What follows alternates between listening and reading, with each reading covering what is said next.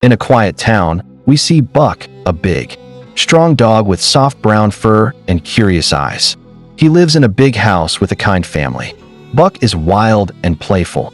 He runs, breaks things, and steals food from the table. Everyone loves him, but he's full of energy and never stays still. One night, while everyone sleeps, a man lures Buck outside with food. Suddenly, a rope slips around his neck. He's dragged away, locked in a cage, and loaded onto a train. The train moves through the night as Buck barks and shakes the bars. He doesn't know he's being stolen. Soon, the scene changes. Buck is thrown from the train, carried on a ship with other dogs. Snow falls. Men shout. Buck is beaten and locked in another cage. When the cage opens, a man hits him until he learns to obey. The light fades as Buck falls asleep in the cold. The next morning, he wakes up in a snowy land, the Yukon, during the gold rush. Everything is white and frozen. A kind man named Perrault and his partner, Francois, buy Buck for their mail delivery team.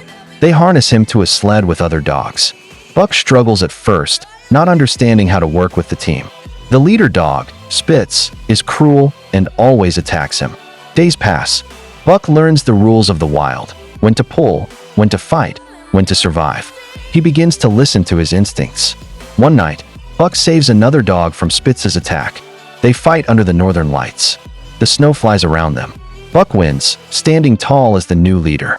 Perrault smiles proudly and lets Buck lead the team.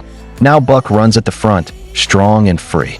The sled glides across frozen rivers and snowy hills. The mail finally arrives faster than ever before. The dogs rest under the stars, their breath fogging in the cold air. But when spring comes, the mail route is shut down. Perrault and Francois say goodbye to the dogs, sad to leave them. Buck is sold to a new owner, a greedy man named Hal, who wants to find gold.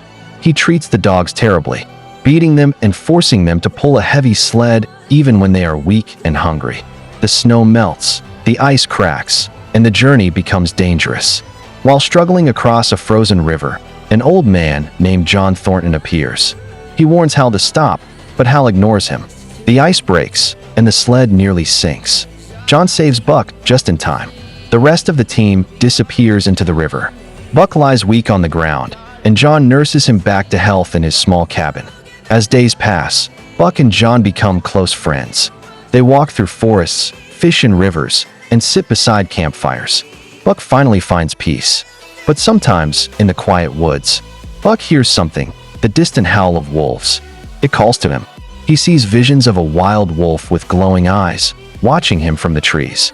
John and Buck travel deeper into the wilderness, far from towns and people. They find a valley full of gold and build a small home beside a river. Life is calm, simple, and full of beauty, but danger still follows.